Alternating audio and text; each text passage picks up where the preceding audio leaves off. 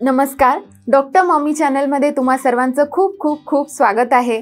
मी doctor Pankaja Patil Salunkhe. मी एक बालरोगतज्ञ आहे आणि एका चिमुकलीची आई सुद्धा। आपल्या या चॅनलमध्ये आपण आई आणि बाळ यांच्यावरील वेगवेगळ्या समस्या आणि त्यांचे उपाय घेऊन येत असतो। आज क्लिनिकमध्ये एक आई आपल्या बाळाला घेऊन आली होती आणि ती सांगत होती की तिचं बाळ सतत हात तोंडामध्ये घालत असतं, सतत हात चोखत असतं। याचा अर्थ काय होतो? त्याला भूक लागलेली असते का?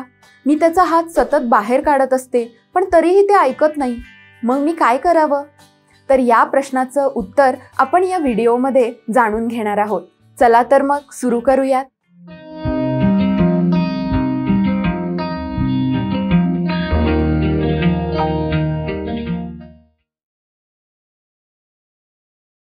अनेकदा लहान मुलं त्यांचे हात सतत चोखत असतात किंवा कोणतीही वस्तू दिसेल ती तोंडात घालत असतात, ती चघळत असतात। हे नॉर्मल आहे का?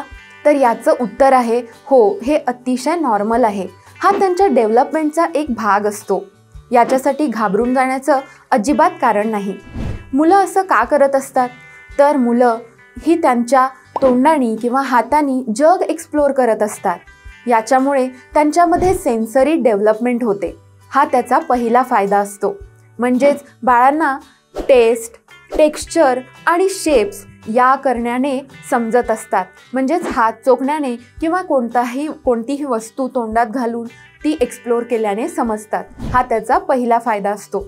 दुसरा फायदा म्हणजे जेव्हा बाळांना दात येत असतात तेव्हा त्यांच्या हिरड्यांना सूज येते, हिरड्या दुखत असतात, तेव्हा देखील हे हात चोखणं किंवा कोणतीही वस्तू तोंडात घालून चघळणं हे बाळांचं चालू होतं। हे देखील नॉर्मल आहे। याच्यामुळे बाळांना हिरड्यांना मसाज होतो आणि त्यांना शांत वाटतं, त्यामुळे बाळांना ते करू द्यावं।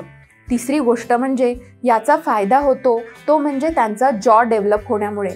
या जॉ डेव्हलपमेंटमुळे त्यांना च्यूइंग म्हणजे कोणताही पदार्थ खाण्याची, चू करण्याची, चघळण्याची सवय लागते। याशिवाय लँग्वेज डेव्हलपमेंटमध्ये सुद्धा याचा फायदा असतो। याशिवाय हँड आणि माउथचं कोऑर्डिनेशन या बाळांमध्ये यामुळे निर्माण होतं। परंतु हे करत असताना काही प्रिकॉशन्स आपल्याला घ्यायला हव्यात।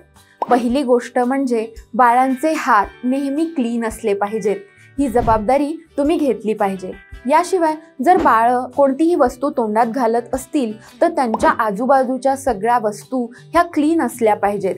जर काही छोट्या पिल्स किंवा छोटी खेळणी असतात जी गिळण्याची किंवा चोकिंग होण्याचे चान्सेस असतात, ते आपण आपल्या बाळापासून दूर ठेवले पाहिजेत।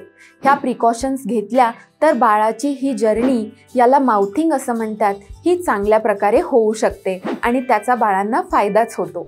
तर अशाच हेल्पफुल आणि इन्फॉर्मेटिव्ह व्हिडिओसाठी डॉक्टर मॉमी चॅनलला नक्की सबस्क्राईब करा। धन्यवाद।